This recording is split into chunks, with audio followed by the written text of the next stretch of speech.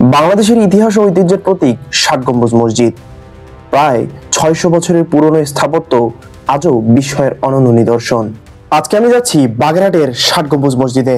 অসাধারণ কারুকাজ, অপরূপ নির্মাণ শৈলী আর রহস্যময় ইতিহাসের সমাহার নিয়ে দাঁড়িয়ে আছে বাগেরহাটের এই বিশ্ব ঐতিহ্য।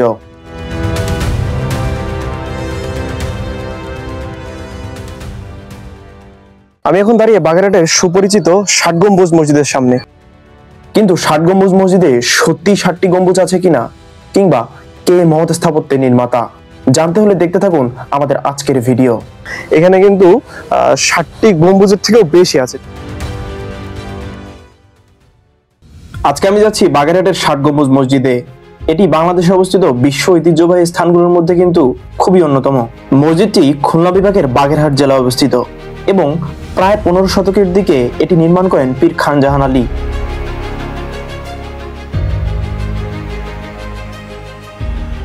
ইন্ট্রো দিতে দিতেই কিন্তু এই হিস্ট্রিক্যাল প্লেসের গেটের সামনে চলে আসলাম।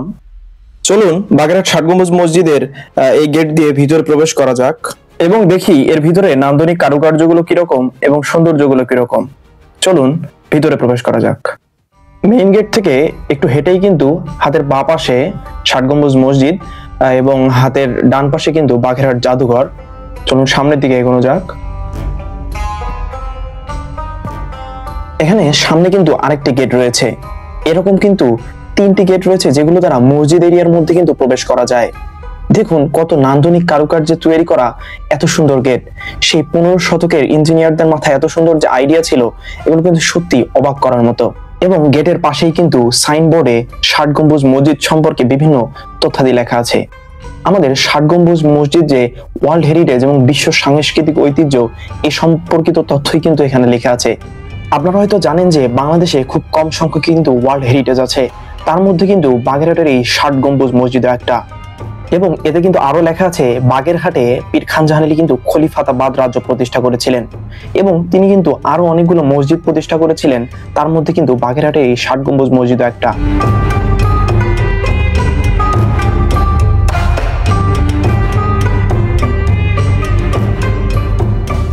খানজাহান আলীর তৈরিকৃত কিন্তু আরো কিছু মসজিদ ছিল যেগুলো কিন্তু কালের বিবর্তে কিন্তু ধ্বংসের পথে।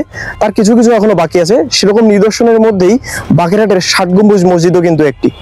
তবে ষাট গম্বুজ মসজিদ নিয়ে যে বিভিন্ন ধরনের ধারণা, যে এখানে তো ৬০টি গম্বুজ রয়েছে, এই জন্য হয়তো এটার নাম ষাট গম্বুজ, কিন্তু এই ধারণা কিন্তু বিভিন্ন প্রচলিত ধারণা, কিন্তু আসলে কিন্তু এগুলোর কোনো ভিত্তি নেই। সামনে যেটি দেখতে পাচ্ছেন এটি হচ্ছে ষাট গম্বুজ মসজিদের সব থেকে বড় দরজা। ষাট গম্বুজ মসজিদের পূর্ব দেয়ালে কিন্তু এরকম 11টি দরজা রয়েছে এবং উত্তর এবং দক্ষিণ দেয়ালে রয়েছে 7টি করে দরজা।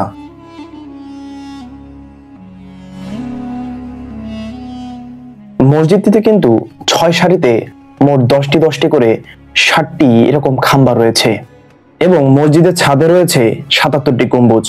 এছাড়াও কিন্তু 4টি মিনারের ওপরেও 4টি গম্বুজ রয়েছে। মোট গম্বুজ সংখ্যা কিন্তু তাহলে দাঁড়ায় 81টি। আমার সামনে যেটা, এটা হচ্ছে মসজিদের মেহরাব। এই মসজিদে কিন্তু যদি হিসাব করা যায় প্রায় মোট 10টি কিন্তু মেহরাব রয়েছে এবং মাঝখানেরটি কিন্তু সব থেকে বড়। এবং ধারণা করা হয় যে সুলতান নাসিরউদ্দিন মাহমুদ শাহের আমলে খান আল আজম উলুগ খানজাহান সুন্দরবনের কোল ঘেঁষে খলিফাবাদ রাজ্য গড়ে তোলেন। খানজাহান বৈঠক করার জন্য একটি দরবার হল গড়ে তোলেন, যা পরে ষাট গম্বুজ মসজিদ হয়।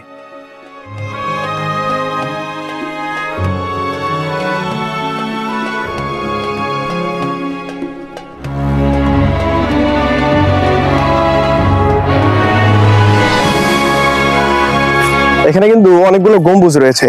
এখন আমরা কিন্তু সাধারণত ভুল করি, যেহেতু ষাট গম্বুজ মসজিদ এখানে একটা প্রচলিত নাম আছে যে এটা নাম কি ষাট গম্বুজ মসজিদ।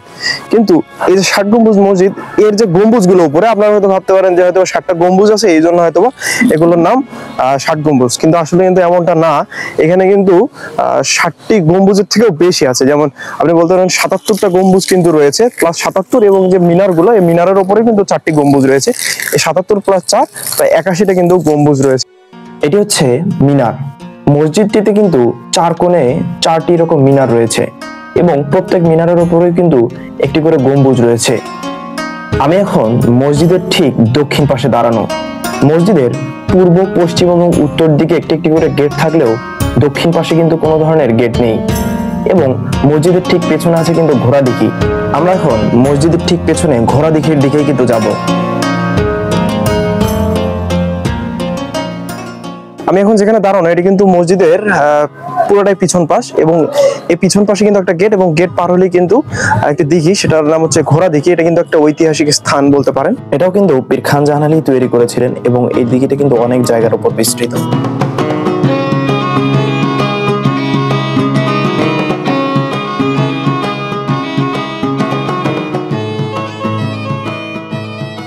দিঘি দেখতে পাচ্ছেন, এটা কিন্তু ঘোড়া দিঘি। এটা কিন্তু বাংলাদেশের ঐতিহাসিক প্লেস গুলোর মধ্যে এই দিঘিটাও কিন্তু একটা অন্যতম। এবং এই যে ঘোড়া দিঘি এটা কিন্তু বাগেরহাটের যে ষাট গম্বুজ মসজিদ, ষাট গম্বুজ মসজিদের কিন্তু ঠিক পিছনে কিন্তু এই মসজিদ এই দিঘিটা অবস্থিত। এবং এই দিঘিটা কিন্তু তৈরি করছিলেন স্বয়ং খান জাহান আলী, পীর খান জাহান আলী যিনি ছিলেন, যিনি এই ষাট গম্বুজ মসজিদ প্রতিষ্ঠা করেছিলেন, উনি কিন্তু এই দিঘিটাও প্রতিষ্ঠা করেছিলেন। এবং তার সাথে একটা কথা বলি, সেটা হচ্ছে যে উনি এই বাগেরহাটে প্রায় 360টির মতো কিন্তু দিঘি খনন করছিলেন। এই 360টি দিঘির মধ্যে কিন্তু এই ঘোড়া দিঘিও কিন্তু একটা অন্যতম। এই ঘোড়া দিঘি কিন্তু আপনি ভাবতে পারেন অনেক বড় কিন্তু এই দিঘিটা। এটি প্রায় 40 একর জায়গার উপর কিন্তু অবস্থিত এই ঘোড়া দিঘি। এই দিঘির নামকরণ নিয়ে মানুষের মুখে কিন্তু বিভিন্ন কল্পকাহিনী ছড়িয়ে আছে। তার মধ্যে একটি হলো, যখন এই দিঘি খনন করা হয় তখন পানি উঠছিল না বলে হযরত খানজাহান তার ঘোড়ার পিঠে করে পুরো দিঘি ঘুরেছিলেন। পর্যটকদের হাঁটার জন্য এই দিঘির পাড় দিয়ে কিন্তু খুব সুন্দর ব্যবস্থা করে দেওয়া আছে। এই দিঘির পাড় দিয়ে কিন্তু খুব সুন্দর একটা রাস্তা করে দেওয়া হয়েছে, যাতে যারা এই ষাট গম্বুজে ঘুরতে আসবে তারা যাতে এই দিঘির পাড় দিয়ে দিঘির সৌন্দর্য উপভোগ করতে পারে। খুব সুন্দর কিন্তু রাস্তাটা।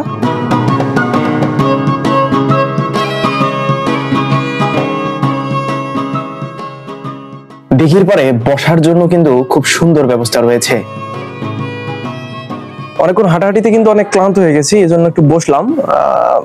এই জায়গায় কিন্তু এই দিঘির পাড়ে কিন্তু অনেকগুলো বসার জায়গা করে দেওয়া হয়েছে, কেননা এখানে কিন্তু দেশের বিভিন্ন প্রান্ত থেকে এবং বিশ্বের বিভিন্ন প্রান্ত থেকেও কিন্তু মানুষ চলে আসে ঘোরার জন্য। তারা যাতে এই দিঘির পাড়ে একটু কিছুক্ষণ সময় কাটাতে পারে বসে, এই জন্য কিন্তু এরকম বসার জায়গা করে দেওয়া হয়েছে। ব্যাপারটা কিন্তু সত্যি খুব ভালো লাগে যে এরকম পুকুর বসার জায়গা যদি থাকে কোনো একটা পর্যটন কেন্দ্রে, ব্যাপারটা কিন্তু সত্যি ভালো লাগে।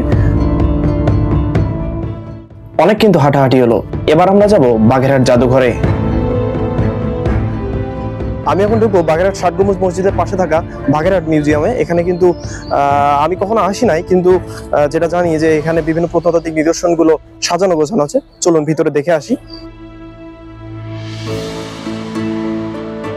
এখানে কিন্তু অনেক পুরনো প্রত্নতাত্ত্বিক নিদর্শনগুলো সাজানো গোছানো রয়েছে।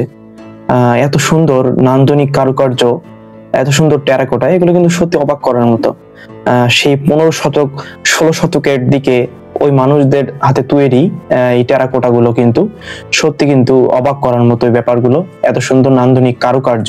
হযরত খানজাহান রহিমাহুল্লাহ কিন্তু এই বাগেরহাটে খলিফাতাবাদ রাজ্য প্রতিষ্ঠা করে ফেলেছিলেন। এগুলো কিন্তু তার ব্যবহার্য জিনিসপাতি, এগুলোই কিন্তু এখানে সাজানো গোছানো আছে। এগুলো দেখে কিন্তু সত্যি অবাক করার মতো। 300-400 বছর পূর্বে এই জিনিসগুলো মানুষ ব্যবহার করতো, এই জিনিসগুলো তাদের কাছে ছিল, তাদের হাতে তৈরি। সেগুলো কিন্তু এভাবে সংরক্ষিত দেখে সত্যি কিন্তু অবাক হয়ে যেতে হয়।